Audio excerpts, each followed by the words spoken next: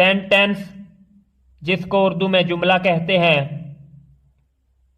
A sentence is a group of words that makes a complete thought or idea।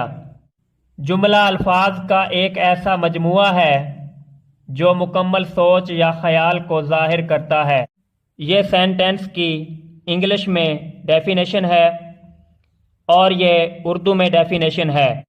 दाएं तरफ उर्दू के sentences हैं और बाएं तरफ इंग्लिश के सेंटेंसेस हैं। अब हम इंग्लिश के सेंटेंसेस और उर्दू के सेंटेंसेस पढ़ेंगे।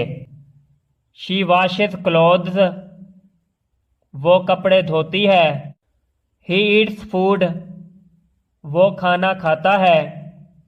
आई ड्रिंक वाटर, मैं पानी पीता हूँ। ही रीड्स न्यूज़पेपर, वो अखबार पढ़ता है।